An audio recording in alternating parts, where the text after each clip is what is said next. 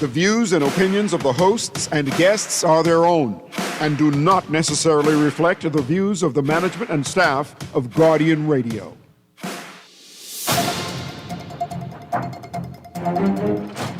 Guardian Radio Today is brought to you by Bahamar at Print Masters. Good afternoon, everyone, and welcome to Guardian Talk Radio. If it's Friday and it's between 2 and 4, then you're on the show with me, Robin Lyons. It's so good to be in your company. First of all, my apologies. I think we started just a few minutes late today because the traffic was trafficking and life was lifing on the road. And so I want to send a shout out to St. John's for ending early today and causing me not to be able to get here for 2 o'clock. So big shout out to St. John's. I want to remind you of the call lines, all right? 323-6232, 325-4316, 325-4259. And of course, if you're listening in from the Family Islands and you want to call in and be a part of the show and have your commentary heard, then you can call toll free at 242-300-5720. And of course, text me, okay? 422-4796. You know the text line, powered by BTC. And of course, if you want to hear us and see us, download the Guardian Radio app on your smartphone or any mobile device, and you can catch us there. Or listen live on Cable Bahamas, channel 969, BTC Flow, channel 612. Thank you so much once again for joining me today. Today, because the by-election is on Monday, the 24th, in Golden Isles, the constituents are going to the polls. I wanted to talk a little bit about representation. And so today's show is, you want to be my MP? Yeah, you want to be my MP? With a question mark. So let's talk a little bit about it. And I am so blessed and privileged to be sitting in the studio with my friend and sister, the powerful Deasante Benaby Smalls. And I'm going to let her say hi and introduce herself like only she can. She has so many things that she does. I think I may leave 1 or 2 things out. So I'm going to let her introduce herself. Deasante, what you saying now? Happy Friday. Happy Friday. Good to see you as always, my good sister. Yes. Thank you for having me. I just love being in this space with you. Thank you. Talking to you is just like an easy Sunday. So I look forward to the conversation. Like brunch. Yeah, it's like brunch. Yes. Just in all things, I'm just happy to be here. I am a wonderful wife. Shout out to Chef Corey.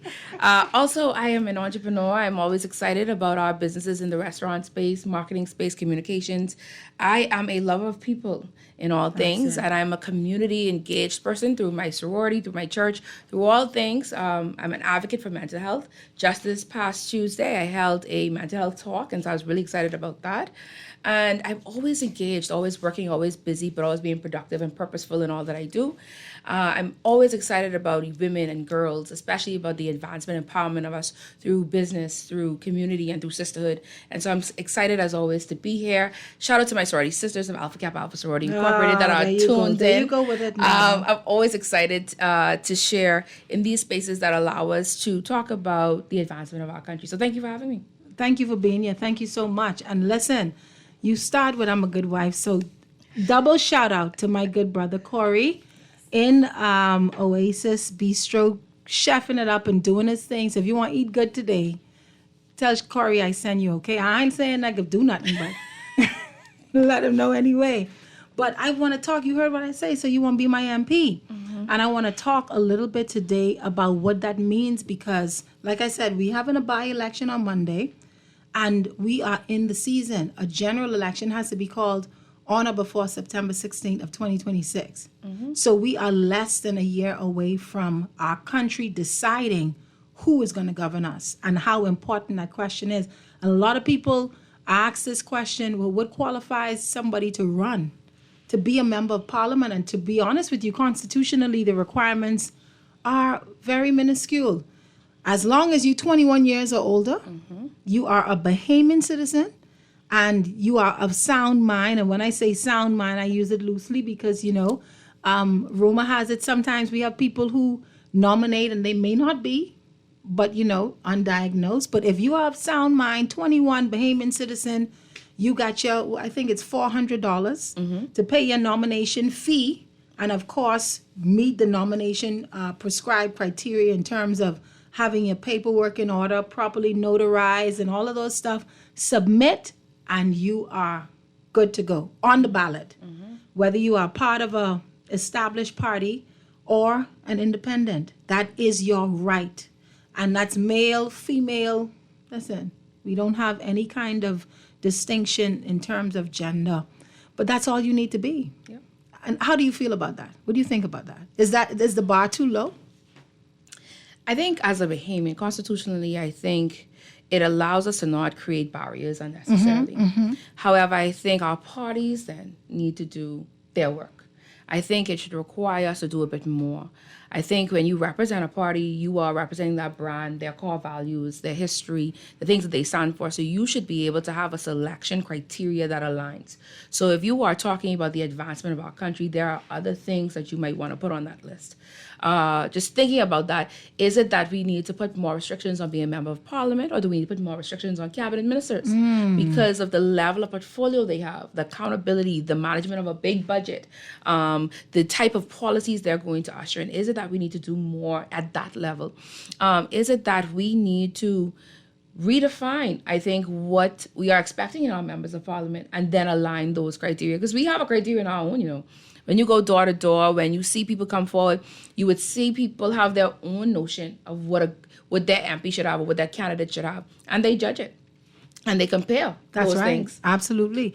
And the thing about it is, what I love about the fact that if you're Bahamian 21 and of sound mind being the constitutional criteria, it allows us to see representation through different lens. Because the truth of the matter is, you have some persons who are intellectually astute, but have no emotional intelligence, right? They have no people skills, no soft skills. Correct. You have other persons who have not been to university a day in their life, but they are analytical, they're problem solvers, they think on their feet, they understand, their finger is always on the pulse of what's current and what's going on in the country.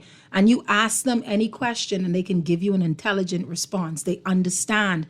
And so I love the fact that constitutionally we're not creating, like you said, barriers and saying to someone, be this, be that, be this, that, and the third. No, we're saying, listen, the public chooses who represents them, and that's the reason why constitutionally we're not creating criteria that makes it too onerous. But when you go to the people, when you go to Joe Public, it's really their responsibility to assess who you are, where you come from, what you are saying is your vision and your desire for that constituency and that community, and welcoming you or sending you back where you come from. And I believe that the Bahamian people are sufficiently intelligent to make those decisions. We're going to get to the culture of politics in our country, but I just wanted to kind of anchor us right there in that conversation, because I think for a lot of people, they sometimes ask the question, well, how he get running or how she get running? It's just that easy to run. You understand what I'm saying? That it's just that easy to run. And like you say, where we need to look more at criteria are the establishments. Correct. But how does that impact and affect someone who decides to run independent? Who puts the checks and balances on them? So I think those checks and balances, I think the Bahamian people, if they choose an independent candidate, they are doing the work to align with that individual for various reasons. That person would have done enough work to be able to win them over. That's not an easy task. Yeah. Being an independent candidate is not an easy task, especially in today's Bahamas. So I don't think that there will be a lack of checks and balances. I think the public will hold them account.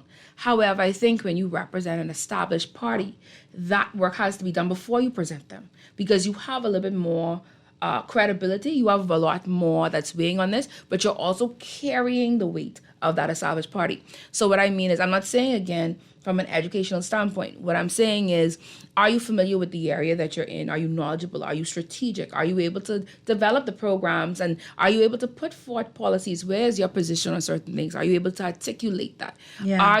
Does your values align with the party's values? And not only that, but do you align with the vision? Sometimes when you read the manifesto, the blueprint, these different documents, does your work align with them? And that's in the past and the work that you intend to do. And so I think you are required to do a little bit more homework come to the table a little bit more prepared, because that party is expecting you to represent the best of them. And that requirement should mean that there should be a very clear, transparent criteria that's known. And I think when you normally hear people say where this person come from, it's because sometimes on all sides, it's not as transparent. Yeah. You don't know where this person came from. Because you're an established party, again, you feel as though you know everybody. You've seen everybody. But, it's a lot of us in all of these respective tents. And so you want to understand the process and how did this person come about. And I think it's more that than the criteria itself. It's more of the process that needs to be transparent. Yeah, definitely. And I want to remind people of the disqualifications, because those are important too, because it tells us, and I was reading Article 48 of the Constitution and looking at these things and reminding myself and giving myself a refresher. And of course, we said you have to be a Bahamian citizen, so a foreign citizen can't run as a member of parliament, but also a person who has an allegiance or a declared obeisance to another country, you can't run too.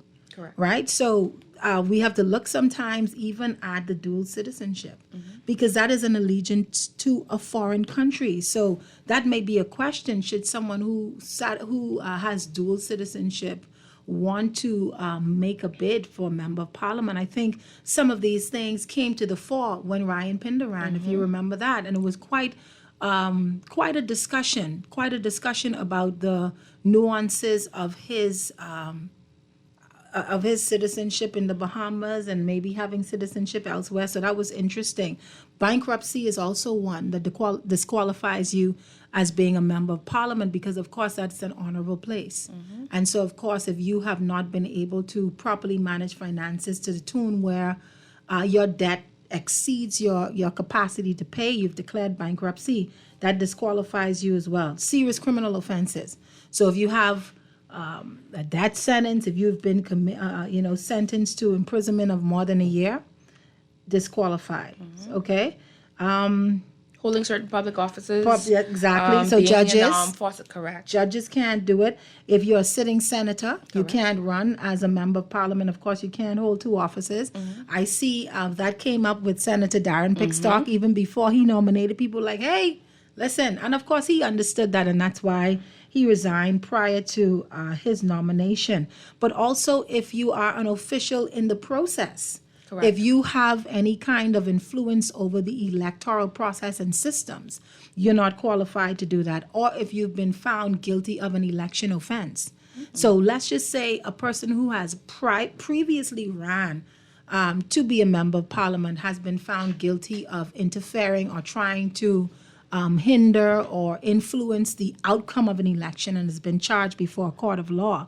That would disqualify them from running again in the future. So it's interesting to see, how these things unfold. And I am also interested in seeing how parties now, like you said and what you suggested, are going to start to put criteria that is accessible to people. Because as it stands right now, the fluidity of what it takes for you to get a party nomination sometimes leaves a lot of question, because the standard that may be applied to A isn't always necessarily applied to B. So you have some people who would, as we know it in parties that we're part of, toe the party line, come through the system and be rejected.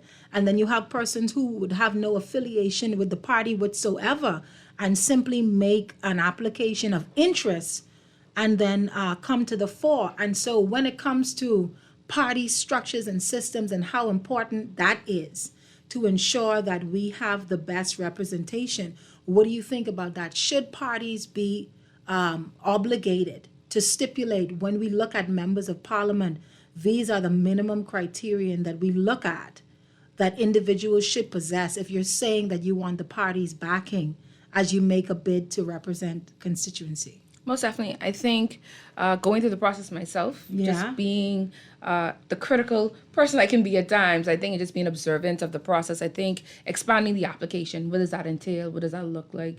What level of education and background? And again, that does not mean necessarily a degree. That may be certifications, maybe work experience. What are you bringing to the table? And that should not be lost in how someone may have a conversation versus what someone submits. I believe that the process is necessary so that you're able to compare apples to apples versus Yes. apples, oranges, bananas. I think what's also important is that as an organization, and I think this is because I've been a part of, whether it's my sorority, a part of different professional spaces and organizations, and even in the church, there needs to be a clear succession plan. And in Yes. that comes training, development, but also some level of transparent commitment through membership. And so whether that's, okay, this person has to be a member of a branch or actively a part of the party for a year, 12 months, 24 months. Because again, I don't think you could be a part of something unless you're really a part of it. Yeah. You can't make a difference in something, change something unless you're a part of it. And understand. Exactly. How could you be a member of parliament, but then you don't know how a branch works, you know? Yeah. It's not going to work for you. You need a team, you need support, but you also need to understand the system. Now, can we influence the system? Can we make changes? Yes. But I think you need to ensure that the criteria is set, followed, because you could set a criteria, but you have And to make don't sure follow it. Absolutely. And then also just be transparent. And I think that's done in a judging. You have a judging criteria, and you know that, hey, this person got 60 points, this person got 80 points, whatever it might be. But you're able to then assess, because even when, and I had this conversation, even when you're not selected, what is the feedback you're going to receive so that you could improve for the next time? Absolutely. What did I miss? Absolutely. What was the area that I didn't necessarily tick, so that in the next 5 years, 10 years, I'm working towards these things. And self-development. And one of the things with that as well is this. When you have clear set criteria, it also informs people as to what the party accepts. Correct. See, at the end of the day, sometimes you have persons who are on a political journey, and in order to get to the place or space where they think they need to be, they latch on to someone. Mm-hmm. So they're not being introspective and saying, what do I need to do to build me? Correct. To build character, to build capacity, to make sure that when I get to where I want to be, to represent the people of this country, I'm capable in every facet. No, I just latch on to you, and if you like me and you go in someplace, and you could take me where you going, you know what I mean? And so it becomes the waters become muddy. And when waters are muddy, it is a deterrent to right thinking, level-headed people entering into that space. Correct. Because there's no clarity. Correct. There is no clarity. Everything looks a little confusing, and anyone who wants to do good says to themselves, I'm not sure if this is a space that welcomes me. Listen, we got to take a break, but I want you to call in, and we're going to get to the phone lines and join you into the conversation, because we're talking about politics. We're talking about people. You want to be my MP? So we're talking about those who want to offer themselves, and also the public, the electorate, to whom they offer themselves. And what does that conversation look like? Stick and stay. This is 96.9 Guardian Talk Radio on a Friday with Robin Lines. We'll be right back.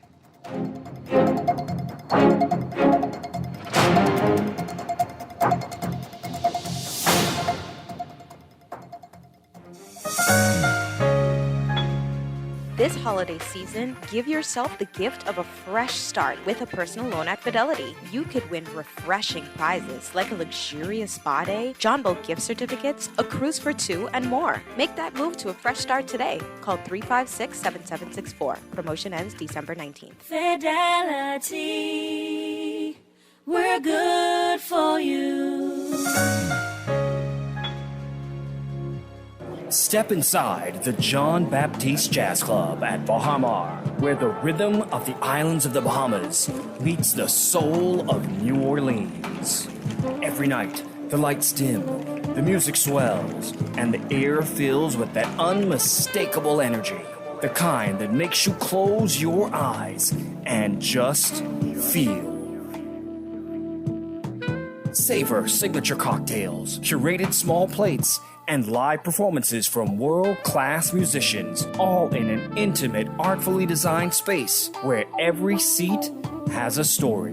Whether it's a romantic night out or a spontaneous evening with friends, this is where you want to be. The John Baptiste Jazz Club, only at Baha Mar. Reserve your table now at bahamar.com/jazz club or through the Baha Mar app, because every evening plays its own tune. Love the show? Want to give your support? Become a sponsor today. Call 302-2300 for our rates and packages. That's 302-2300. Become a sponsor on Guardian Radio 96.9 FM. Fresh news, smart talk, all day. This is Guardian Radio 96.9 FM. Fresh news, smart talk, all day.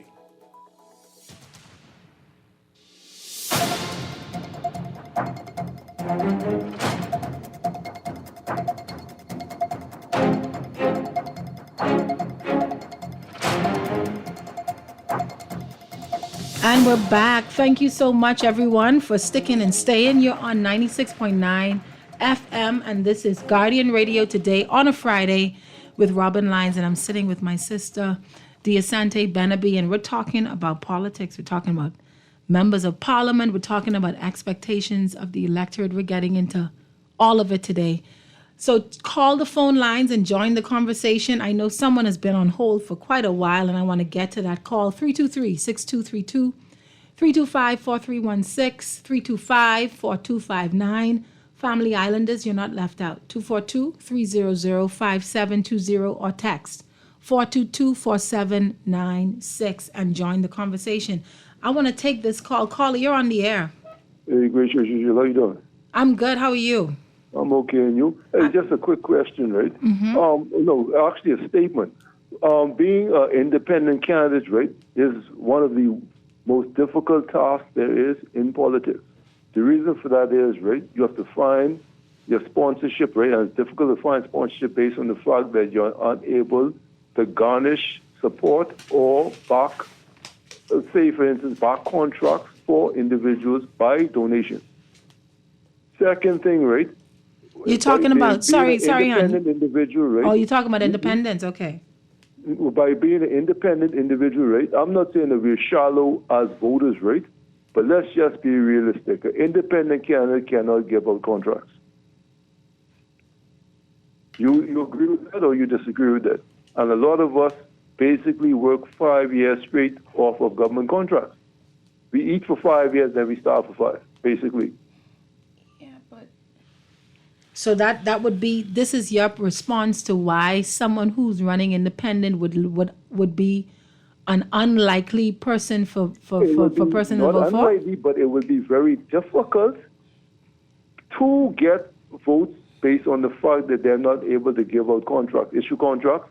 Second of all, right, a lot of people get votes for government jobs. They want their child to have a government job to have a good future, so-called a good future, right? An independent candidate can't get a person a government job. You can't even promise a person a government job for a vote. Like I say, I'm not saying that we're shallow as voters, but let's just be real.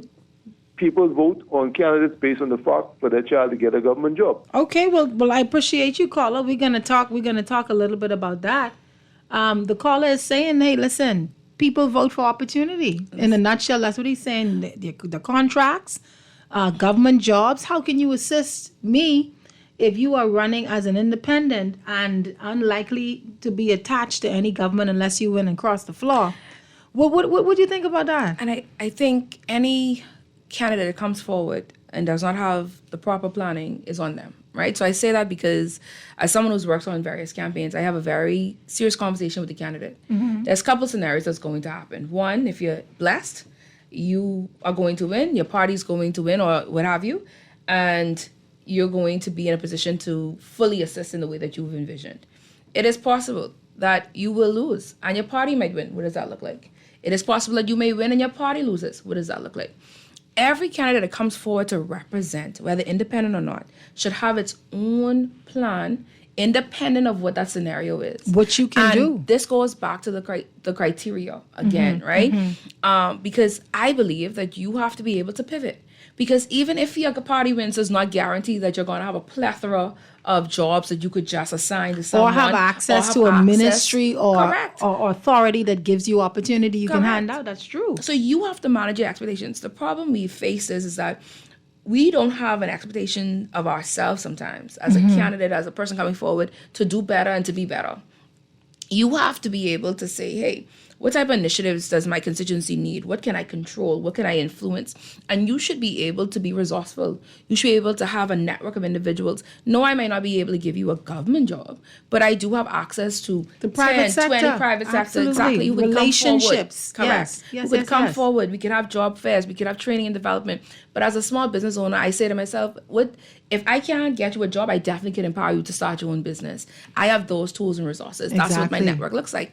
And so anybody independent with a party, you should be able to have a plan regardless of if your party wins or not, whether you have access to those government jobs, contracts or not, because you should be willing to do the work that you've promised to the people. You decided to create the agenda. And not only that, you should have a plan that allows you to go into a different space if the plan changes. So I got plan A, B, and C. Yes. Right? And all of these are connected to what? The vision. Correct. The vision that I have for this constituency, the vision that I have for this community, and understanding that when you ask persons to represent them, you understand what representing them means. Correct. So what representation means in Kalani, it may not mean in Bain and Grantstown. Correct. And if you are there, then you have to have done the work and done the assessments to know that you're the right person to bring relief in the areas that are most needed. And personal relationship goes such a long way.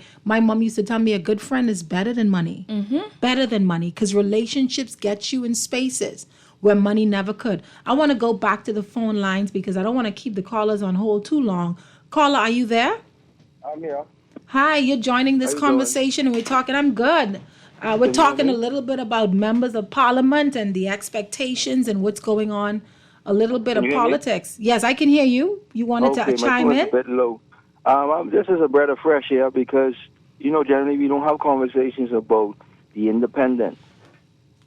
Now, when we talk about the electorate, I would have hoped that we'd have had the Parliamentary Election Act in our possession so we could reference to the fact that why we vote for candidates and why candidates run. And as the person in the studio is alluding to, that the fact that every candidate, as I am a candidate, also I ran in the 2 last general elections as independent. What's your name? And I do understand that at the end of the day, my role is not just to come there to give out handouts or contracts, because contracts in general is the responsibility of the government, regardless of where you live. If governments have issues that require contractual workers, then that shouldn't be no problem as an independent for me to find them contracts through my constituency.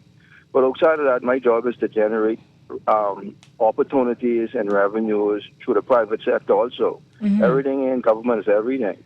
And so our understanding is we know that when we come in, we come to represent a group of people to work together with a plan to do what? Make something happen for us, make life better. Whether it's generating more income for the household, whether it's creating self-employed opportunities for the unemployed, because it's not always about jobs, because it can be harder to find jobs versus creating a niche to work within a space. Okay, and so this is very encouraging. Well, it's And good to hear caller from who you. feels that it's difficult for the independent to make an impact.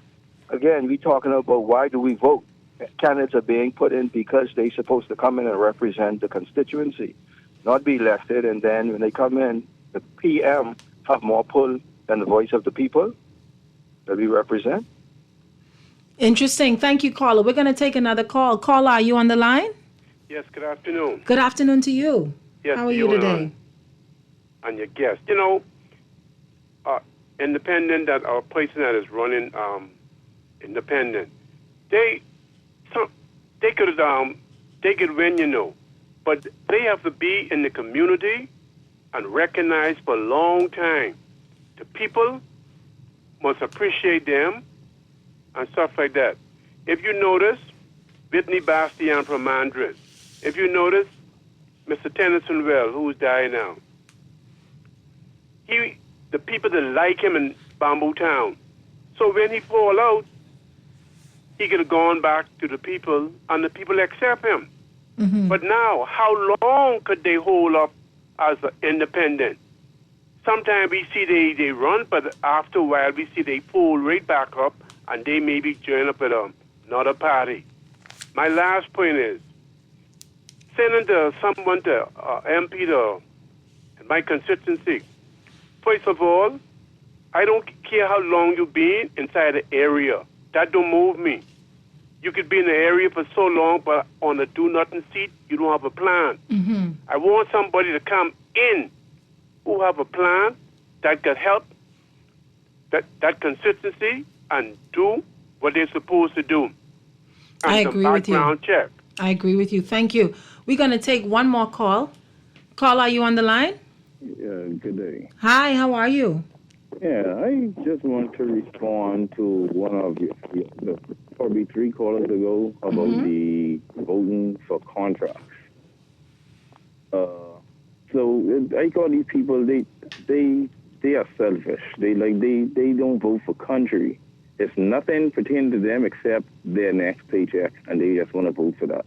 The country could be falling and failing, but as long as they're getting their check, they think that everything is okay. And so it's hurtful when you cast your vote with people like that. So, because you're voting for country and they are voting for a check. I'm not down in them because, everybody has to eat. But then in the long run, how long could that last? Because you're just voting for a check. It's interesting. And we're going to get to that. Thank you so much. I want to go to the text line real quick because I love, if you know DeSante, the Bahamian Public is my co-host always. You're the guest host. Okay. Guest co-host. But the Bahamian Public is the permanent co-host. So let me see what my co-host is saying. First of all, one of the texts says, so if Lincoln Bain doesn't pay the woman, he would disqualify. Now, we didn't say if there's a judgment against you for a debt. It's the declaration of bankruptcy, and you have to be in an active bankruptcy proceeding. So let's just say the bankruptcy proceeding is over and you've put that behind you.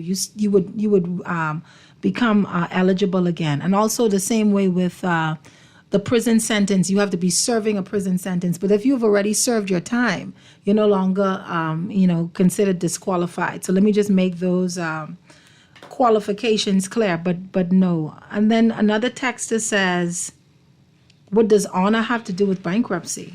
I guess that's a question for anyone who has ever been declared bankrupt. Another texter says, good day, are you Robin Lines? I am Robin Lines. To be honest with you, Sabas and Karen are running. They still have influence over their media companies. No matter what, they have the last say. And I guess we're going to talk about that too if we get into that. But like we say, anyone can run once they meet those criteria. And it really doesn't matter what your background is in terms of profession or otherwise. And we have one more text. It says, great show today, ladies. The candidate for winning Golden Isles must be able to touch, to feel, and deliver for the people of Golden Isles, Nassau, Bahamas. Many are supporting Mr. Brian Brown this time with some question marks and some dots.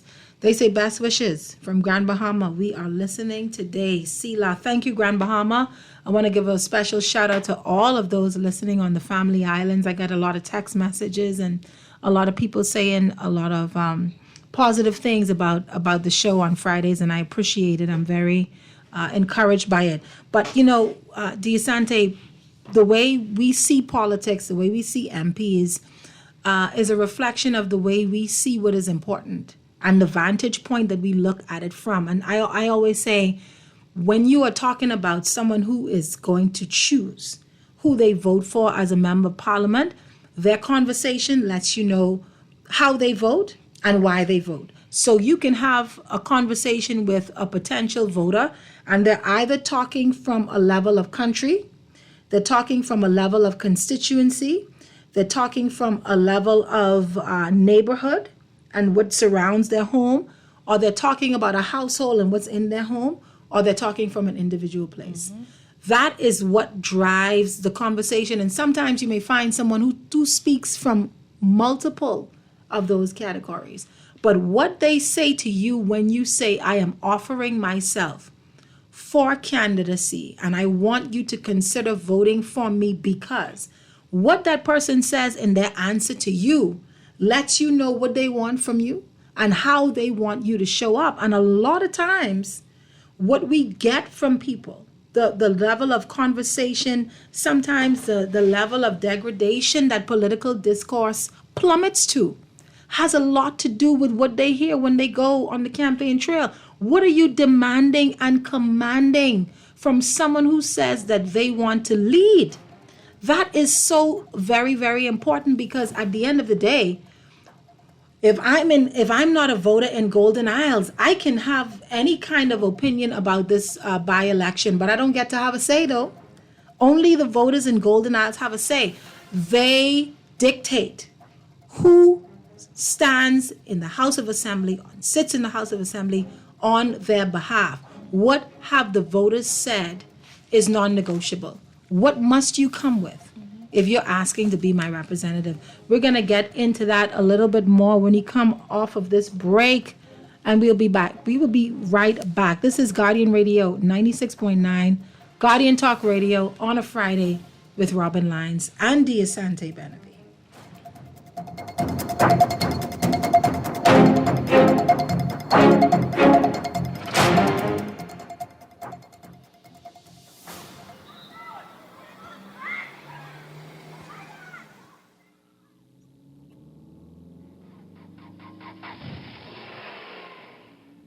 Mommy, guess what I did in school today? Hold on, sweetie. Mommy's sending a text. But Mommy, my teacher said that you're not supposed to text and drive. I know what I'm doing. Oh, look, Mommy, the Smith twins. Mommy, watch out! In 2017, approximately 54 people died as a result of traffic accidents. A percentage of these fatalities occurred as a result of texting while driving. Just taking your eyes off the road for 5 seconds can increase your chance of crashing. Remember, even the smallest voice counts. Texting.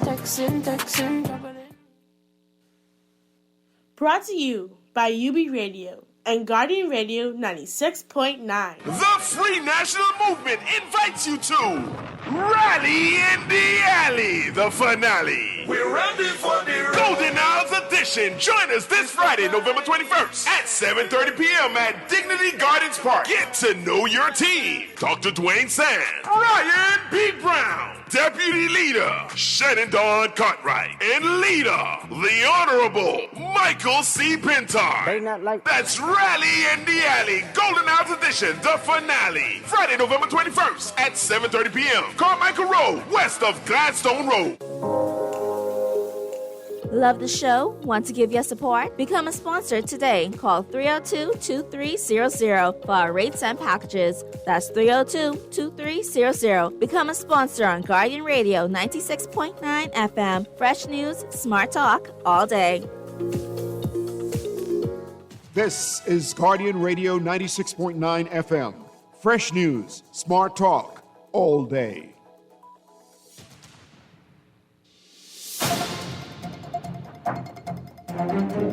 And we're back. I hope you're tuned in and locked in. This is Guardian Radio on a Friday. Thank God it's Friday. This week was long, dear Santa. I don't know if it was long for you. Very. This week beat me bad, man, from Tuesday. Oh, wow. Yeah, I was taking blows from Tuesday. So I'm glad it's Friday. And I'm happy to be here with you talking about, so you want to be my MP? That's the topic. You want to be my MP. What does that mean in the Bahamas? Because it does not mean the same thing everywhere. It doesn't mean the same thing for everyone. And we talked about where people speak from when they're talking about a member of parliament. And I've been privileged to work with politics and with elections in various capacities, from the legal team to the campaign team to this, to that, and that, and next. And a lot of people feel as though I've tried to be a member of parliament before. I never have.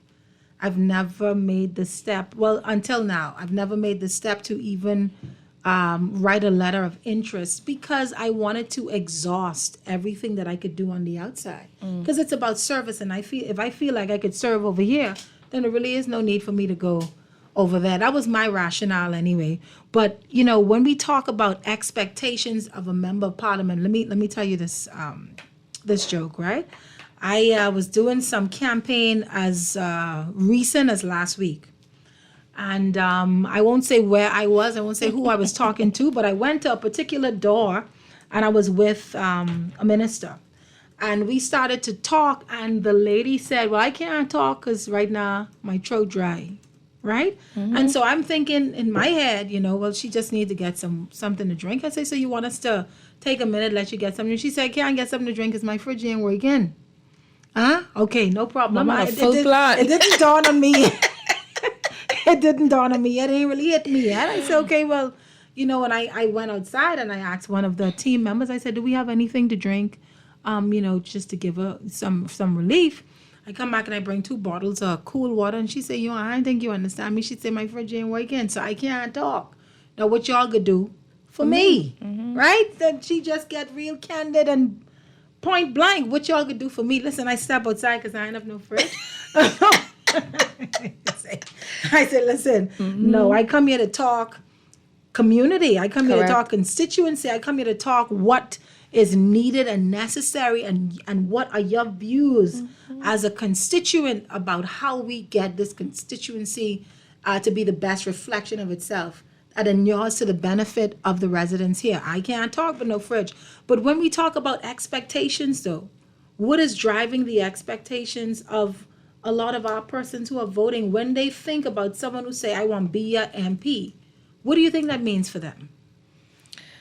So let's take it from the constituent standpoint first. The constituent standpoint. Right? So I think one, personal core values is the part here. Yeah. So it's what you value. And for a lot of people, they're in survival mode. They're in that space in their life where they are needed. They need something.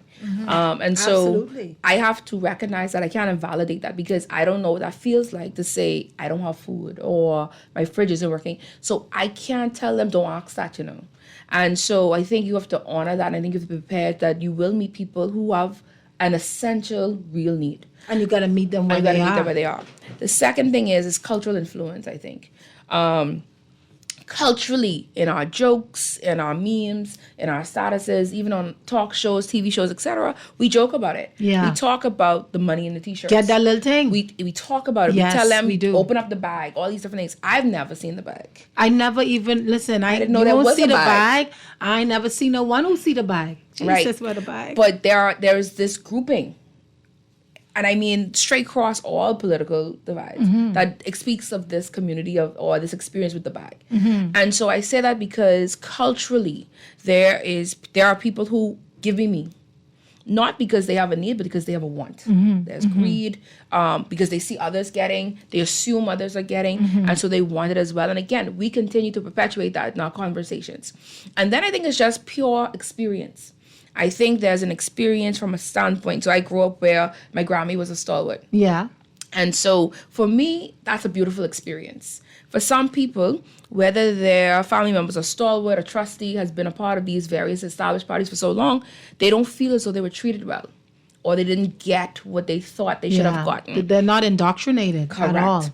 And you also have where the MPs, the candidates might have turned them off, or they interacted with a leader. Yeah. Whatever it is, there's something about their experience that has turned them off all the way from a certain party or individual. And I think these 3 things, unfortunately, sometimes works against us, because sometimes you might meet my personal need, but you can't take care of the community at large. You might be able to meet our community need, but you cannot advance policy or talk about national issues. And then you have some amazing MPs who could talk about national issues, but at that community level, it's a struggle.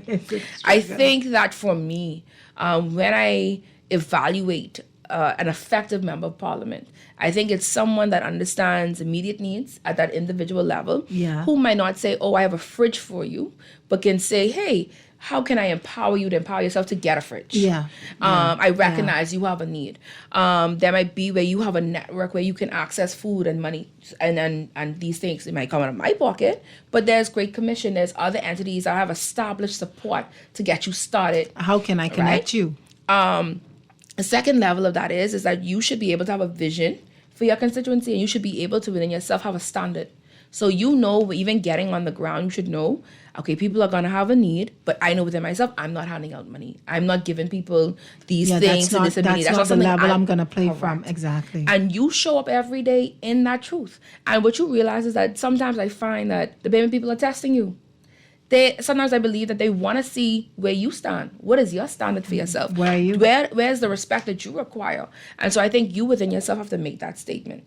And then I just think that collectively an effective member of parliament should be able to do all three things. Yeah. Immediate needs, constituency needs, and national needs. Absolutely. And you have to do the work. Study, research, get a mentor, figure it out. But And you gotta be able to. that figuring out is not when you take the chair. No, it's the preparation. That is before. So when you offer yourself in a readiness. And I also think past experience sometimes drives conversation. So when you go to the door of someone and you are asking them for their vote, asking them for their support, engaging in these campaign conversations, what is the level of experience that person has had with other people that have come to their door? Correct. What is the level of experience they've had with other people they've actually given their vote and support to and given an opportunity to? And you hear people say, let me get them while I could get them, because after this campaign season is over, I won't see you.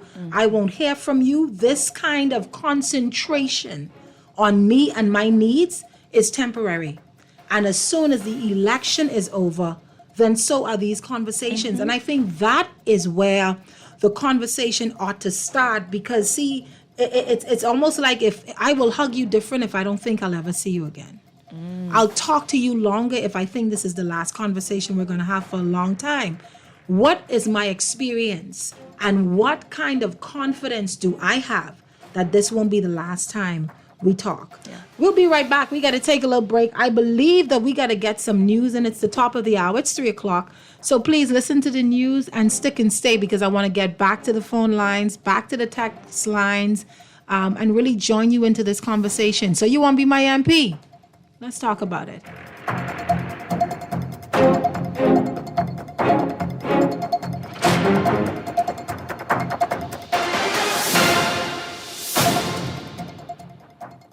This is Guardian Radio, your station for up-to-the-minute news and intelligent, interactive, and engaging conversations. 96.9 FM.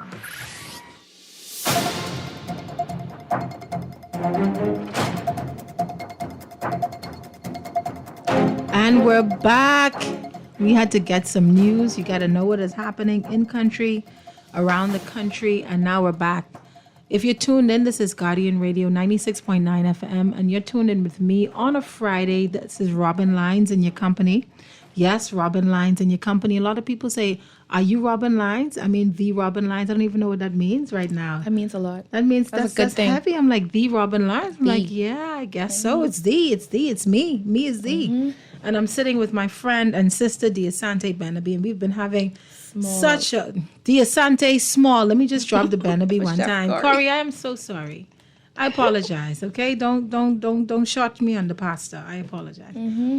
But I want to get this call in right before we get back into our conversation, because I don't want the caller waiting too long. Caller, are you still on the line? Hello. Hi. Good afternoon, ma'am. How are you? Are you the Robin Lyons who was the senator? I am. That is me. I am was very she. impressed with your performance and all of that, and I hope you will get a nomination. I have been saying, in fact, I'm calling on the Grand Baham, and I'm saying it's people like you who we need to get in the House of Assembly. I don't give up on that. Well, I appreciate the vote of I confidence. hope That's you kind get of there. you. Thank you Don't so give much. up. No, I'm not giving up. I'm. This is for God and country until I take my Now, last this breath. is what I want to say. Mm-hmm. I didn't listen to the entire show. I listened to it because I've been in and out Mm-hmm. of the room. But this is what I want to say. If you're going to run as a candidate, you should really come with a plan. Yes. That's the way I feel. Yes. See, the thing about it, I've been listening to what's been going on even with the candidates now, and it seems as if only one of those candidates have a plan. Wow. I've listened to Brian Brown, I think his name is, right? I don't have a problem with that. But the thing, I don't have a problem with him living in the constituency for years and years. But at least to have been living in this constituency for this long, for years and years, and you don't even have a plan. The thing about it, to say I'm living there, I've been taking people around, and doing all of these sorts of things. Why did he not put that on some pamphlet and still come up with a plan? I don't understand what it is. Because you should at least come with a plan. If I am an outsider looking in, and you say you want to come and the first thing I'm going to ask you, what are your plans? And I will go with the person who has a plan. I don't care which side of the fence you're on. I'm going to go with the person who has the plan. And as far as that's not a compliment what he's saying he has been living there. That's disgraceful to have been living there for this many years and you don't even have a plan. You're waiting till you get into the house to say, now this is what I'm going to do for you. That's disgraceful. Well, that's an interesting perspective, and I appreciate you, Grand Bahama. Thank you so much for that. The Grand Bahama is saying, listen, you got to have a plan. Mm-hmm. You have to be connected and in touch with the constituency and the needs of the people and come with a plan. Now, we're going to take another call. Call, are you on the line? Yes, good afternoon. Hi. Lawrence, Ms. Line. Hi. Good afternoon to you again. Two quick points quickly. Okay, I listened to the last caller. I don't know what he's talking about the prospective MP must come with a plan. That is not true. That is not true. What are your thoughts on that? About the prospective candidate or the candidate coming with a plan. You come to the community with no plan. Your plan may not align with the socio-economic situation of that particular constituency. That is where canvassing comes in. Once you canvass and you communicate with the residents, you should be able to craft a socio-economic plan that will address those particular issues relative to that constituency.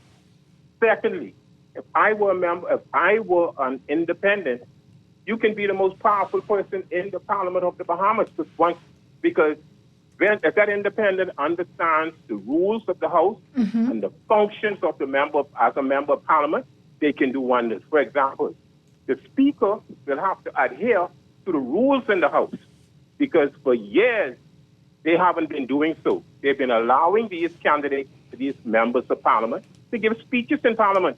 So what you're saying, speech in Parliament. I hear you. So what you're saying on the first point is that a plan is needed, but let that plan be based on your canvassing and your connection with community needs. So not that you don't need a plan, but make sure how your plan is created involves the constituency. And we agree with that. Absolutely. Absolutely. Right. Thank you so much. That's some interesting talk. I love it. Do we have another call on the line? So, DeSante, listen, we were talking a little bit about, and I'm so glad that the callers interjected, talking about this plan, talking about understanding the need to connect with community. And before we took the break, we talked about how essential past experiences are. And all of us are triggered, whether that's positively or negatively, by the things we've experienced. And I think for a lot of people, what they've experienced politically triggers how they respond to the next person coming in and asking them for support and asking them to get involved in this process. And I know for a fact that voter apathy is at a high in this country. Right now, I know that the COVID pandemic had a lot to do with why we experienced under 70% of persons who were registered to vote showing up. We are a country that enjoys high 80s, 90% and above in terms like Bahamians vote. Okay, we participate, we vote, we go to the polls, we have our voices heard. When I looked at the by-election in West Grand Bahama and Bimini, low voter turnout again, with under 60% of the registered voters showing up. What do you think we're going to see in this by-election? Based on the advanced poll, I was very, very pleased because I believe that if I have my numbers right, I stand to be corrected, about 283 persons were eligible to vote in the advanced poll, and about 240 or thereabout actually voted. That's pretty good. Do you think that's an indication that we're getting back to persons participating again, and we're going to see those strong numbers again at the polls? What you see is us taking the data collectively, and there's an intentional push that you know that it's about voter turnout. I think prior to 2021, that might have been a concern. So now that you have the data, you change your strategy on all sides. You're now more intentional, because in the U.S., for example, that's a big part of the NGO push to get voters out. And so I think you're seeing more of that here, and I hope to see that not necessarily in 2026. I know a lot, not in 2026, but in this by-election, I know a lot of NGOs weren't able to mobilize. But I do know within the Greek space, the fraternities and sororities, that is a big part of the work that we do to get voters out and to ensure that people understand to, one, register, but also value their vote. And when you said Bahamians vote, I'm very intrigued to see what 2026 brings, because I try to always check the pulse of the younger people with my staff. And so the other day I assessed who was eligible to vote, and just, do you plan on going out and registering, what have you?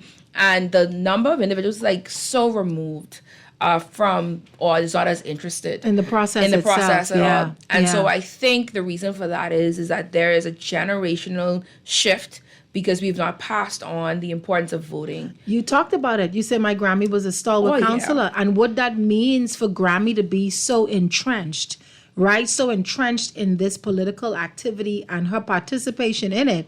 That means if you're close to Grammy, you're close to it. You understand it. You are involved, and she is ensuring that you understand as you go along. There's a value system that's passed on when you have persons who are older than you introducing you to something. And I think the value system, it shifts as you come into adulthood, because now all of a sudden your own thoughts are processing, right? Your own experiences are being added, and you may not stay the same way that Grammy was, but that experience though is your introduction. And like you say, generationally, and the understanding that our right to vote is a privilege, one that we should not take for granted, and one that we should not bypass. Correct. See, I always tell people, you can't complain about what you allow. Yep. If you are not in the conversation, when the conversation is happening and contributing to it, don't sidebar me. I don't like when people do that. When you are raising a point, and you in these groups and in these spaces,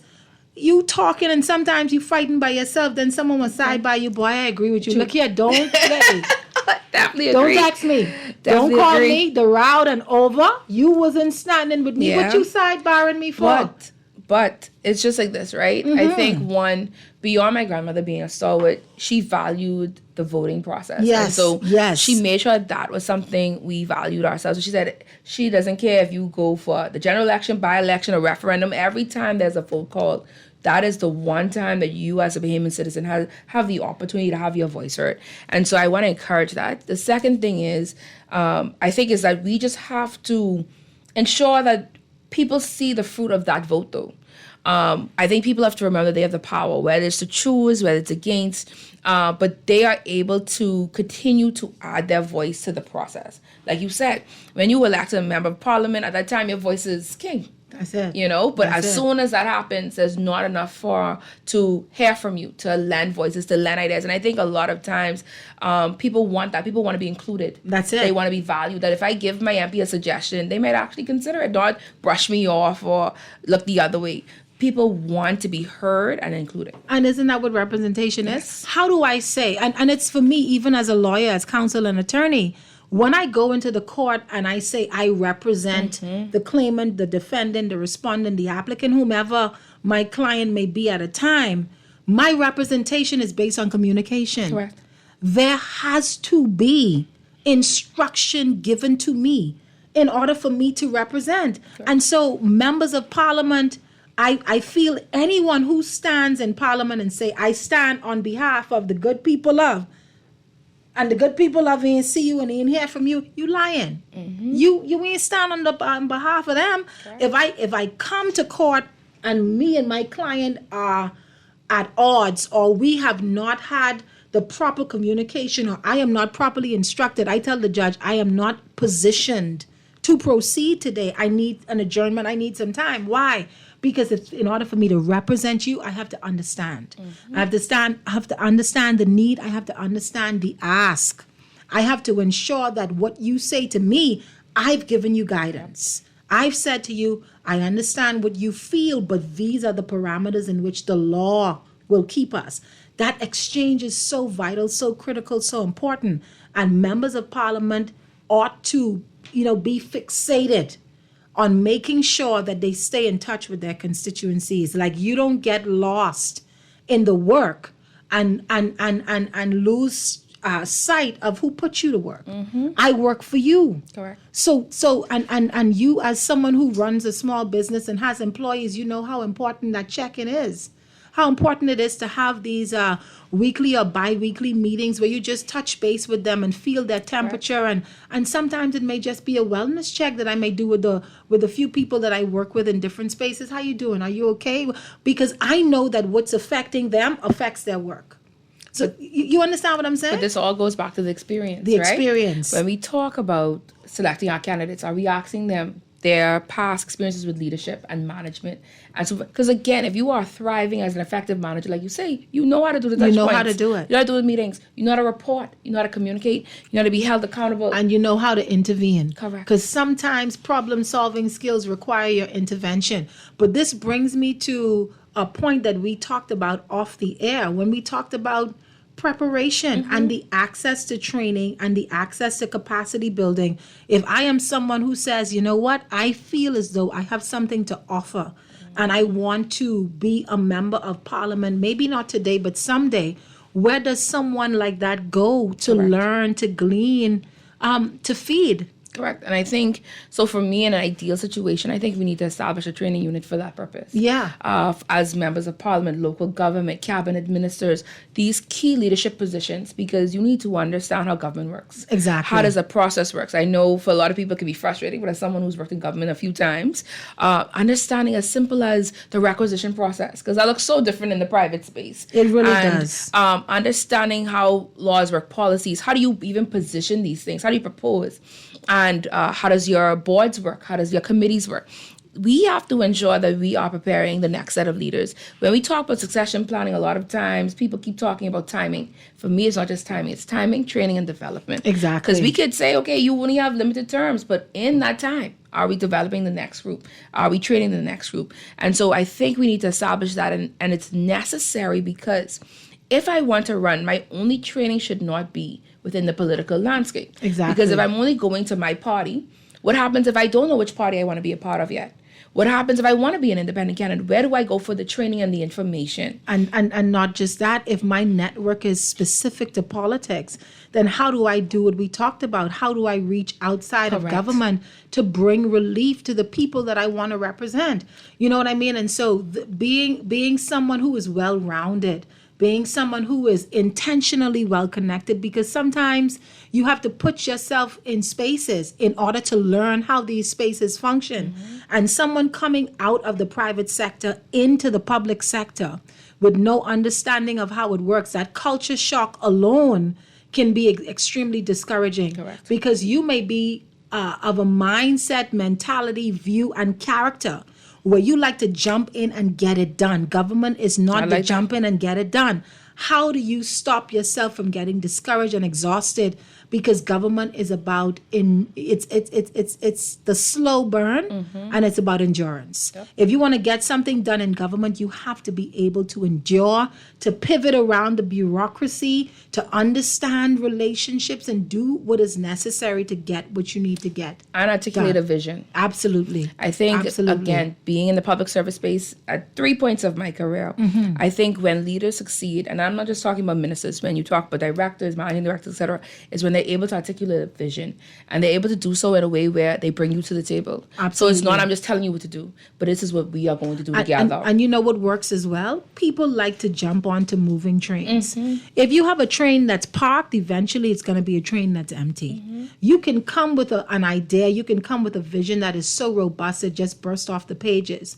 But when you come with the fact that I've already started, I've already started moving, I'm already trying in as much as I can in what I have to bring this to fruition, it just hits different to hear somebody say, this is how far we've come. This is what we've done so far, as opposed to saying here, we haven't done anything, and can you help me do something? And I always tell people it's like a restaurant. You know, I've stopped to places and tried restaurants just based on the cars, just based on the fact that I see people that there's movement, there's activity, something is going on, and it lets me know, hey, look here, let me check this out, because they wouldn't be here if it wasn't good, right? It wasn't good. It wouldn't be busy. So I pass a restaurant, and every time I pass, ain't nobody by the window. You better believe I ain't stopping.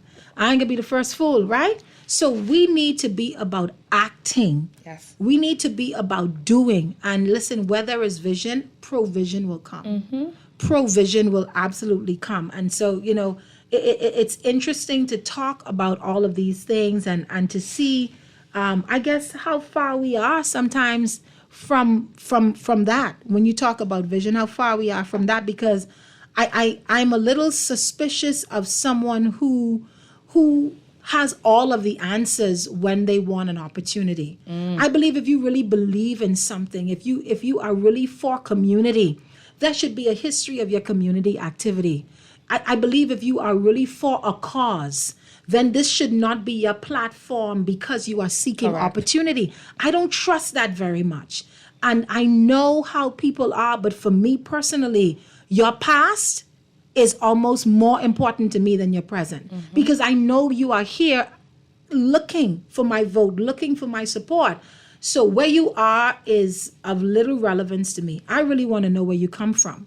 And you see people using the political playbook, you know, listen, get an NGO or help an NGO. Feed a couple of people, kiss a couple of babies, get the old people some things. And listen, it is so disingenuous. But that's, again, going back to you within yourself have to set a standard. Absolutely. Right? So for me, again, when people come and say, oh, Dee, you should do this, or come up with this idea, I say, I only do what I can sustain. I don't want to start anything that I can't sustain. Yes. And something that I believe in. Absolutely. So if you get this or don't get this, this is the good work that I want to do. Not, oh my gosh, this sounds good. This is going to make a good photo op. No, this is the work that I'm committed to do. Committed to doing it. And I think that you could find that history there. But again, that's when you are in touch with your passions, your purpose, when you understand that you're moving because this is what you're aligned to do. But if you're doing it for fame, and for the title and opportunity and for greed and for all the wrong reasons, then understand that it won't sustain. It won't last. And if you are not granted the opportunity you seek, you are gone. There's no stickability. There won't be any consistency, because you know what?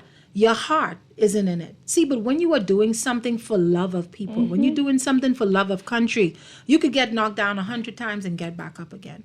You know, I have been working with people, for people, and giving and doing all of these things, and it's almost like the natural progression of my life. And so I don't need to be seen doing it.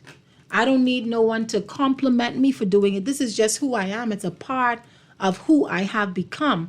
And I am looking for and listening out for the sound of leaders that talk about service. That talk about service not because they know that this is a sound bite that's worthy of saying, but they talk about service because they're talking experientially. That this is what they've done over the course of many years, and you could know them by their fruit. Know you by what you have produced. You know, anyone can say, you know, Dee Asante is so phenomenal when it comes to public relations and marketing and that kind of thing. They're not saying that because it's a guess. You have fruit. You have the result of the work, and it speaks for you. I want leaders whose fruit are evident, whose work speaks for them, so that you don't have to guess what they could do when they get in the seat. They've been in other seats. And you can see what they've done, because we are at a place in our country that's so critical, so sensitive, that we don't need to go in there testing people out. Correct. Listen, this is not a test. But I think in New Providence specifically, though, I think our challenge is that I think there's an opportunity for us to look at local government in New Providence. It is very clear. I said it because I think people need stepping stones to the leadership. And I think that there are a lot of people who would serve well in that space to meet those needs, those immediate needs of our people, and then advance.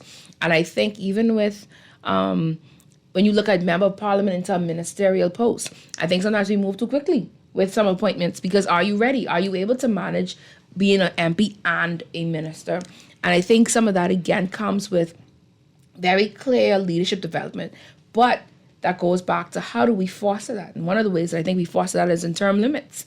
I think knowing that, hey, I only can serve for so long, it forces us to create a plan. Yeah. You could say, okay, hey, I don't mind being just an MP for 5 years because I know that these positions will open up.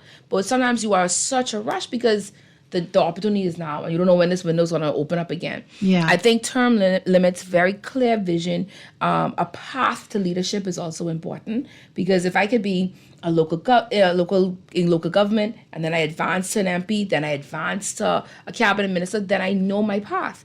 You can't prepare because it's like you said, there's a lack of clarity. Yeah. There's a lack of consistent path to this advancement within our governance. And it's going to start with that access too. That's why I love initiatives like Youth in Parliament. I love initiatives that talk about youth in local government, because now you're exposing young people to the process. Now you're exposing young people to the system, and you're introducing them to a space that they may not have thought of before that introduction. And all of this is about succession planning. And so I think we need to open up the areas of access to information, access to processes, and sometimes we need to make that information accessible at no cost so that it's not cost prohibitive, because sometimes you have people that are able and willing, but they just don't have the access. How do you create access for right-thinking people, good-hearted people who can do so well if given an opportunity? And the way that social media now and the internet has influenced information, access to information, the campaign, the member of parliament, the way it has influenced I guess I don't even know how the commentators, because everybody who has a mobile device or access to the web has created or has in the palm of their hands an opportunity to speak to the entire world. That's the truth. In one message, your message has the potential to reach almost everyone in the world. That is how powerful social media has become. And you see the influence on social media on candidacy, on members of parliament, on the campaign in general. And that's a catch-22, I think. It is. And how do you think social media is influencing what level of demand we put on our members of parliament? To me, what I've watched, so if I go back from 2002, looking at 2007 to where we are now, it's changed the game completely. What is required now, the whole landscape has changed because you have a comparison now. So it's no longer this, okay, well, I would love for my MP to do this. And even if you meet them, they might say, well, it's not possible. It's more like, no, I see this one over here doing it. I want the same thing too. But my MP ain't sent me this. Even when you see the tokens what and you Christmas get for Mother's time, Day? and Mother's Day, they compare. You get a scarf, I get fruit basket. I don't want the fruit basket. I wanted just scarf. So now I'm mad. So it creates a sense of comparison as well. I'm telling you. I also think that sometimes we have even become too competitive with the content, where you see various candidates competing against each other with who has the most likes and the views and who has the funniest TikToks. As someone with my marketing hat, I think that's great for visibility. I think that's great for reach. I think it's great if you want to get your information out there. But right now, the Bahamas still is an electorate where that matters at the door. It matters at the door. Door to door. And it's in numbers. You know exactly, people to people, what it is. I think that what is important if you want to be effective, you have to be able to do both.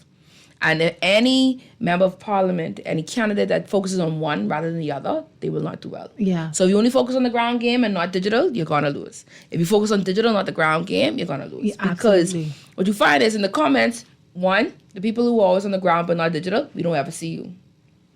Because the reality is you're going to miss people.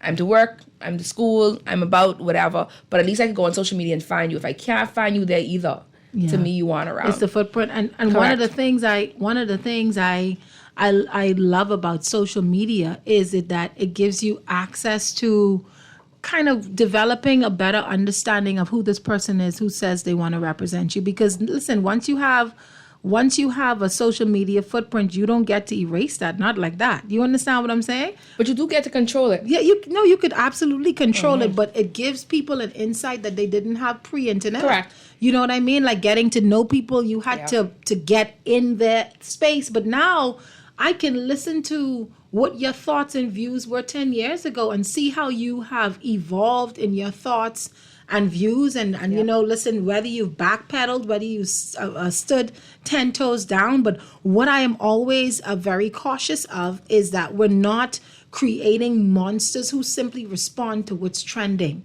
because that is so easy to do when you have the right advice. If I hire you, Deasante, as someone who's worked in the PR space and marketing space, you can tell me exactly what it is that I need to do, and none of it has to be genuine. Correct. That's the truth. So you can say, listen, you go into this area, know your audience, know who you're talking to. So don't talk about that. Don't say that. Don't wear this color. Don't wear the shoes. Wear this. Wear something loose. Don't go in a suit. You can look too uptight. Go in a t-shirt. Listen, people can teach you what you need to be. I like to get right down to the heart of the matter. Who are you? Because that is what shows up when you have opportunities to be corrupt. Who you are shows up when you have no one in the room with you but God. What do? Who you are shows up when someone who cannot do anything for you asks you to do something for them. All of what you have learned about being dressed right and sounding right and saying the right things, all of those things go out the window, and it's right there to the heart of the matter. But could I say, right to the heart of the matter? If you were to hire me, marketing PR, and a lot of people see that, right? I can hire you. But I can hire you because the heart matters to you. I'm about to say, that's if I'm okay with my job, right? But because I am as good as I am, Jesus, you do the work to pull back those layers. Yes, and you only can establish a good brand if you establish good core values. My Lord. If I sit in a room and I say, hey, you know, you're ready to, what matters to you? What matters to you? I don't like to write points for someone that doesn't matter. I don't like to write a speech if it doesn't matter to you, because you could see through it. I can see through it. I can. The public might not be able to, the general public might not be able to all the times, but I can see through it. So for me, I believe you should focus on what matters to you. What matters to you. And I think that... the heart of it, eh? Correct. And I think some candidates and some politicians get it wrong because they're trying to be the person who could talk on all the topics. They just want to be relevant. Yeah. And versus like for me, if mental health matters, if youth issues matter, if economic empowerment of women matters, then I'm a student of that. Yes. And I show up in the spaces for that. And I have my talking points based on that. And I research based on that. And I make sure that I can add to the conversation based on that.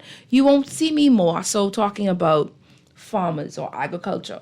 Now, do I support them? Do I believe there's, again, back to economic empowerment? Yeah. But I can't speak intelligently as I would like on seeds and soil and usage. But you would have people present these speeches as if they were the experts. Listen, like they have their hand in the dirt right yes, then right? and there. And to me, that's where people, you have to be real with people. Yeah. You could even say to someone, you know what, I'm not an expert on that, you know. But at the very least, yes, I believe that you deserve access. Yeah. I believe you deserve opportunity. And I can even say, okay, as a marketing person, how could I help you with the digital tools to expand? And but that's why focus there. Absolutely. And that's why I why I love Bahamians, you know, because Bahamians are discerning. Oh, yeah. Listen to me. You could bring fake to plenty people, but I don't recommend that you bring it to the Bahamian public. Like, we just have a sixth sense about these things, and we see right through you. And when you lack genuity, like a lot of people say, Robin, I realize that you don't really read from a paper when you're doing your speeches. That's because, like you say, I'm just talking what I feel. Correct. And because I'm talking what I feel, it's easy for me to say it and not look with the paper, because I've sat with these thoughts far longer than you've heard them come out of my mouth. I've sat with these issues and I've thought them through and I've contemplated them because I care about how we resolve them, and I want to be part of the resolution of what is going on. And I'm just, like I said, I just look for leaders. Leaders have a sound. Leaders have a sound, and that sound is not driven by jealousy and envy and trying to get ahead of you and push you back and trying to pull somebody down to elevate themselves. Leaders have a sound that is driven by service, and they understand something so profound that there will always be space for me where I show up and I can solve a problem. Always. But then again, how are we setting the standard? That's it. How are we setting the standard? And again, for the constituents, for the residents, for Bahamians at large, that's asking certain questions. That's making sure that, how when they come to my door, what am I asking? What am I saying to them? But it's also ensuring that established institutions are setting the standard as well. Set the standard. Right? And keep the standard. Yes. Don't deviate from it because this is this person's daughter or son. Don't deviate from it because this person has access to this kind of resource and opportunity. Don't deviate from it because their network and their reach may go this way and that way. Where is the standard? Hold the standard. Keep the standard. And when you come, conform to it. Either beat it or at least meet it. We're going to take a break. We're talking, so you want to be my MPA? We got just a few minutes left, believe it or not. And so if you want to call, now is the time to call. I'm going to take those calls when we get on the other side of the break. This is Guardian Radio Today with your host, Robin Lines, joined by Deasante Benaby. We'll take a quick break and be right back.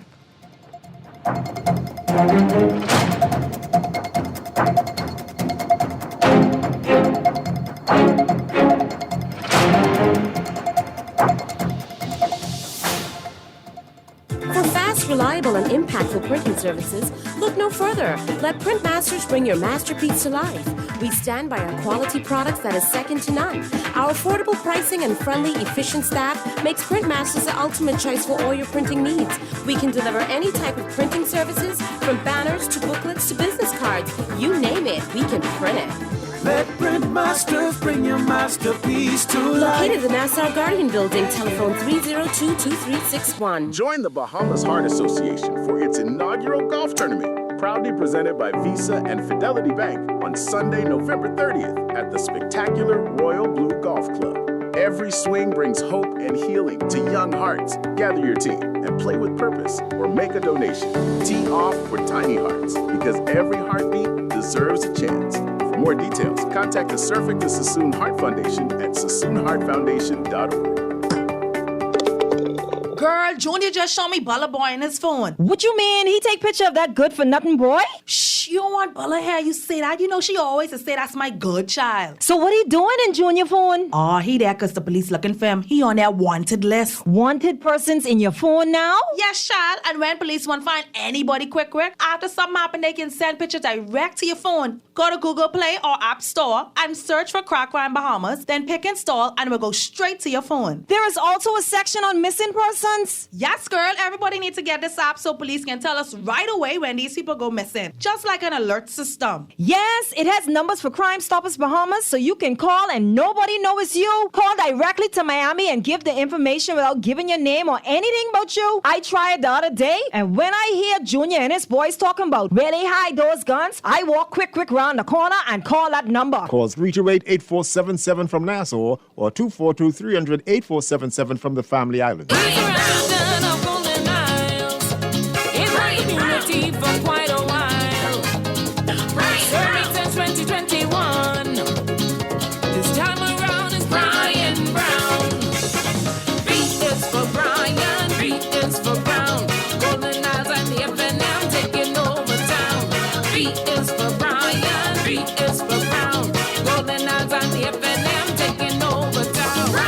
This message has been brought to you by the Free National Movement. This is Guardian Radio 96.9 FM. Fresh news, smart talk, all day.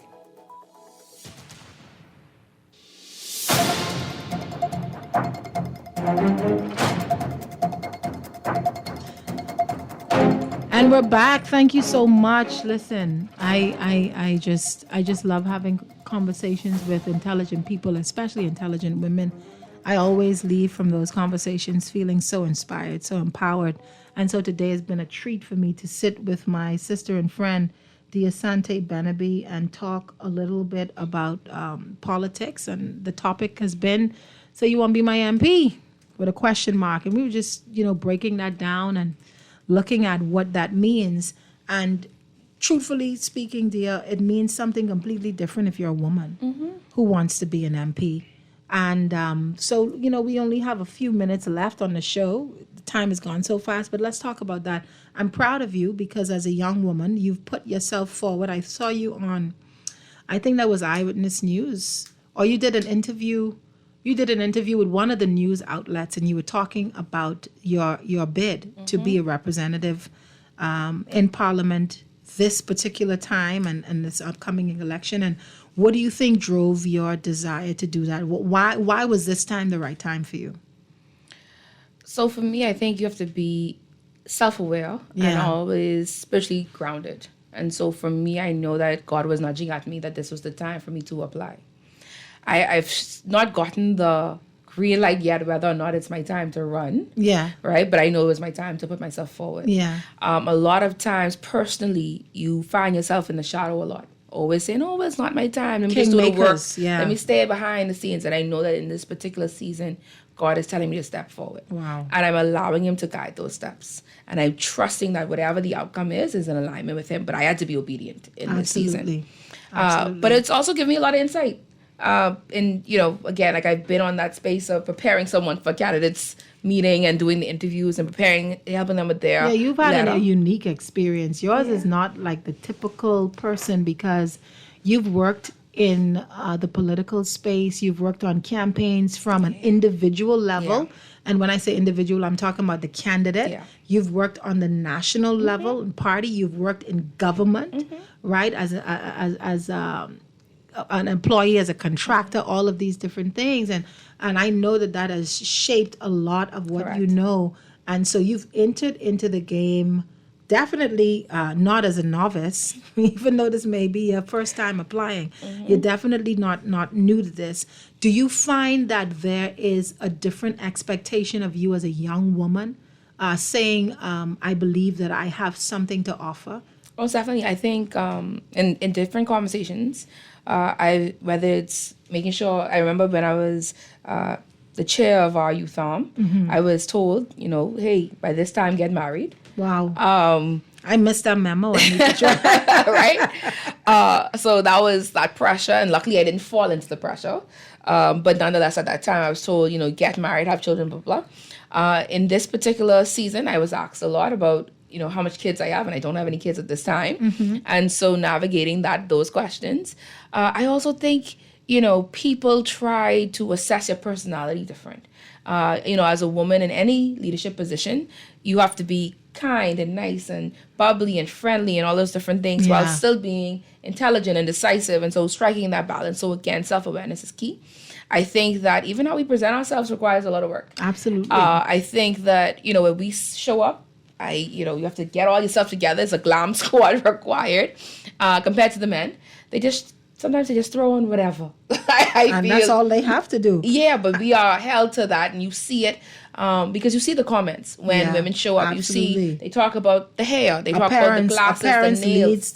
leads the discussion. Correct. How she looked, how Correct. she Why she looked like that, why she sounded like that. Yeah. And then I think you also have to have some hard conversations because people expect your spouse to be involved to a certain level that is not required for men. So people ask questions, oh, where's hubby or what have you? And so having those conversations is very interesting. And the expectation, and different people have different expectations and how that works. I also think, and I knew this from I was, again, the chair of our youth arm, even the way that you are able to network and socialize changes. I say that a lot because I don't think you can hang out in the bars and do the late night networking that others do as freely. And I think even when I was the chair, I used to remember I never used to go anywhere by myself. Wow. Whether it was my brother, my mom, my aunt, or a friend. Yeah. I always traveled with someone else. Right. Because again, it's very easy for a young woman to be seen too close to anything. And so all these things you have to put into consideration. And the way people see you when you are not married, right? Correct. The way people see you when you're not attached to someone that you can say is my significant other.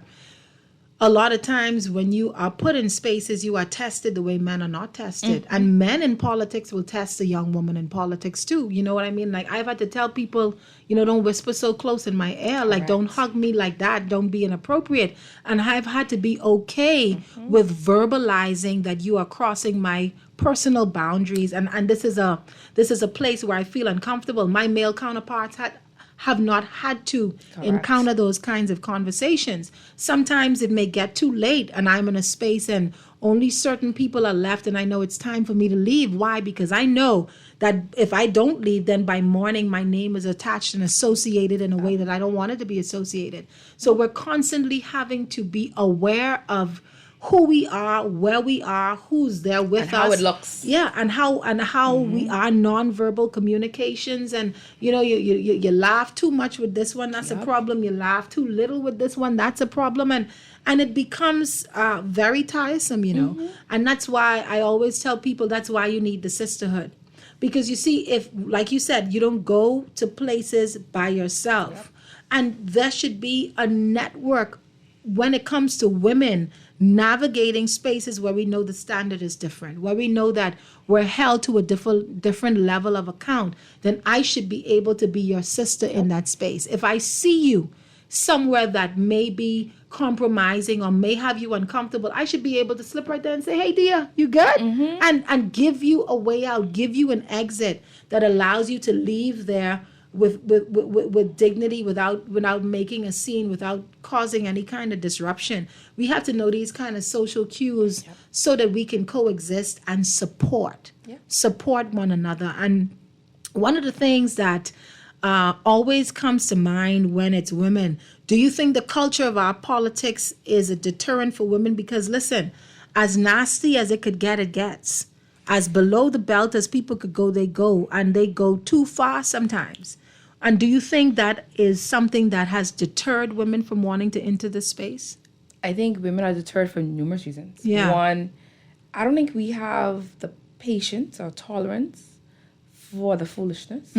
What I mean is not being organized, not being clear. Like, we need clarity, we need structure, because in the time that I'm with you, that means I'm giving up something else. I'm giving up time with my family, my children, from my advancing. I can do something else with my time than be in this chaos. And so I think a lot of women are very intentional with their spaces. The second thing is that I don't think women can handle it in terms of the blows, because I've seen some women handle it. Is the fact that we as women cannot respond the way well, men I take can. a few blows, I've taken. But they roll right off, But men could respond in a way that we can. I gave someone an example the other day when a candidate responded to someone else. I said a woman could never do that. Because they would say she's emotional, she can't control herself, or what have you. I said, but look at this person, just ranting and raving. And I think that is the frustration. Because I think I've seen people talk about a woman and her family and her children. Yes. But she's told, don't say anything. Don't say nothing. Don't respond. You can't respond. It's even when you see a male colleague cry. You're not. He's not called emotional. Oh boy, he's not. I was like, he's not unhinged. Yeah, That's we're not right. allowed to That's do it. those things, right? And so I think that is the frustration. I think it's the double standard. Yeah. I think the next thing is just financing. I don't think we as women, and again, as someone who's put myself forward, once I came out, I had a lot of messages, a lot of calls, people ready to get to work with me, and I knew that was going to happen. Right. I'm not in the position yet to see if the money will flow in the same direction. Yeah. And I think because we as women are not sitting in our circles talking about, okay, how do I support more women? And I think we'll show up. We'll do the work. We'll walk with you. We will spend. We will volunteer. Yeah. But are we going to put our money there? As we do for the men, most campaigns of men are led by women, predominated by women in terms of the foot soldiers, in terms of the workers, in terms of the fundraising. And I mean, women have been leading in political spaces, but we have always taken the position of kingmaker. Right? We've always taken the position of support.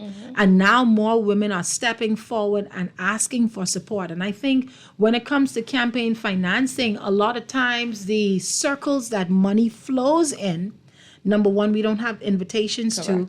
And number two, when we have invitations, we don't really want to be there. It's not comfortable. For a woman, sometimes the ask of you is too great a demand for you to accept money from anyone for anything. We have, and this is something that data drives, that women tend to be more moral. Women tend to be more principled. Women tend to be more focused on community, on family, and on issues that are driven toward people. But the thing about it is special interest groups and people with a lot of money, that's not really their interest. So if that's your interest, you're not going to be attractive $2. You're not going to be attractive to persons who want to move and shake in the financial space and in big commerce and big developments and big plans. You know what I mean? And so what it means then is that we are going to have to create an environment where money follows principle too, where money follows people who just want to get in there and make life better for the disenfranchised, for the impoverished, for the person who has no access to opportunity. We have to decide that, guess what? I don't just want to support you because I'm here. I want to support you because do what Barack Obama did. These $5 drives, these $10 drives, these $20 drives, they mean a lot. And we have to now start to create, the system where someone can say, listen, DeSante, I don't have much, but this $150 towards your campaign, towards your cause, because I believe in you and I believe in what you can bring to the table if you're seated there. Right? Barack Obama said something that I think is so profound, and I always remember it. He said, don't tell me what you value. Show me your budget, and then I'll tell you what you value. Because your value system affects how you spend your money. And there are a lot of people who will walk with you, wouldn't put money in your hand. But what you spend your money on is what you find to be important. And I'd put some money on you. I tell you that for true. So I got to find some for me and for you. Because at the end of the day, I don't think this is about why more women should enter politics. The conversation has to shift to how do we help her win her seat if she is the right woman in politics. Because I'm not about just gender. I'm really into that. I found some nasty women, some nasty men too, that don't know how to respond to a seat of power and authority. They are the worst, right? It's gotten straight to their head. They develop a godlike mentality. They are abusive. They are offensive. They are narcissistic. They are nasty. They are ungodly. I don't support that woman or that man. I support the individual who has come to serve and is offering everything that they have that drives them toward lifting somebody else up, particularly if that person is at the bottom. That's what I'm about. And so when we talk about people in leadership, people in authority, people in power, we got to start with character. Because the worst thing you could ever do is put the wrong person in a position of power. All right? When the righteous rule, the people rejoice. The opposite is also true. When the unrighteous rule, the people mourn. And I think that is something that we have to put in our psyche, that I would support you and I would vouch for you because I've seen what you've done when you've been empowered. You've lifted people from the bottom up. You'd give me any money? You give me? Okay, you sure? Okay, good. All right, good. I just want to make sure. Be quick. Listen, any final thoughts as we wrap up this conversation today? Like I shared at the beginning, thank you, Robin, for having me. It's been a pleasure having you. It's always good talking to you. But I think this conversation has to continue. It must. Because 2026 is happening. Yes. And the election is, like you said, less than a year away. And I want to encourage Bahamian people at large to be prepared. Just as candidates are preparing, their flyers, their talking points, etc. Absolutely. You prepare. You go into your notes app, you find one piece of paper, you write down, put it by the door. So when they come knocking, you remember your question. What are you going to do about the potholes in my area? What are you going to do about maybe I have some flooding issues, some drainage issues. I know I have my list from my MP when they come around. What if it's about empowering the individuals in your home? If it's empowering your neighbors and your constituency, what are the things that matter most to you? Yes. Have those points nationwide. There are some issues that are happening in our country. There's something you have to care about. Put those points by your door. Put them in your app. And make sure that when they come knocking, you are as prepared as you would have hoped they would be to answer your questions. And you make an educated decision come 2026. Because truly, when you mark your X, that is your power. And let it be strong. Let it be an educated choice. Let it be one that you could stand by. That you have made a choice that you believe in. And that this person has answered your questions. And you know that they would try their best to meet you where you are. Absolutely. Listen, when we talk about it, we said when people are talking about how to vote and participate and how to show up in a political discussion and political conversation, we talk from the level of country, constituency, or neighborhood, household, or individual. And let me tell you where you got to talk from a place of love. A place of love for anything in those categories, and not only self. Because when you talk from a place of love, then you're going to talk about longevity. Because we can't keep putting cosmetic and temporary fixes on systemic issues. We have to get in there, get right to the root of it, and create a solution that outlives us. I am not in a fight for me. To be honest with you, based on the projected life expectancy by the grace of God, truthfully, I've lived more than I have to live. That's just the truth of it, right? And so I can't be in this fight for me. I'm in this fight for my children yet unborn, for your children yet unborn, and for a generation that is going to inherit the decisions that we make today. And so we have to decide the kind of country we want to be in 20, 30, 40 years. And the people that lead us in the House of Assembly have a lot to do with whether or not we get there or not. This is big people business. And all of the people who ain't ready for big people business, listen, y'all, sit this one out, okay? This one ain't for y'all. We are a nation that needs leadership. We need problem solvers. And we need people that are going to take the bull by the horn and do the work. Not take the perks. Do the work. Listen, it's been a pleasure. Thank you, Diasante. You know, I love you different. Thank you for everyone that's texted, called, and been a part of the conversation. Like Diasante said, we're going to come back to this conversation, and we're going to do a decompressed analysis of the by-election when it's all over. So we may talk about that in the first week of December and see how that goes. Because next week, 16 days of activism, looking at the women's suffrage, looking at violence against women. We got to chat on that, and then we'll circle back to this. Listen, I want to remind you to check what you say, because life and death is in the power of the tongue. Is it kind? Is it true? Is it necessary?